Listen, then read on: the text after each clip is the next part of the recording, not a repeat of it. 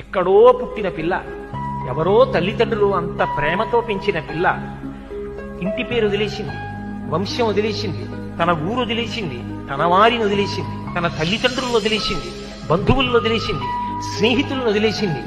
ముక్కు ముఖం తెలియని నా కొడుకు చిటికిన వేలు పట్టుకుని నా ఇంటికి వచ్చింది. తాను మరణ సదృశమైన వేదన పొంది ప్రసవాన్ని పొందింది. నేను తాతనయ్యానని తాను పొంగిపోతాను. నా వంశాన్ని నిలబెట్టింది. మా మామగారు బాగుండాలని కోరుకుంది, మా అత్తగారు బాగుండాలని కోరుకుంది.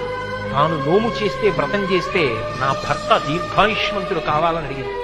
నిద్ర లేచి మంగళసూత్రం కళ్ళకద్దుకుంటే మా ఆయన బాగుండాలని కోరుకుంది. నా కొరకు ఆమె ఏం అడగల. తన అత్తవారి కొరకు, పుట్టింటి కొరకు. ఆ పిచ్చి తల్లి ఎక్కడో పుట్టిన పిల్ల నా ఇంటికొచ్చి ఇన్ని చేసిందే, ఆ పిల్లగా నాకెక్కువ, నా కొడుకు ఎక్కువ అంటే ఆ పిల్లే నాకెక్కువ, నా కోడలే ఎక్కువ. అందుకే నా తండ్రి నీకు మామ, నా అన్న నీకు బావ, తండ్రితో సమానం. నా తమ్ముడు నీకు మరిది.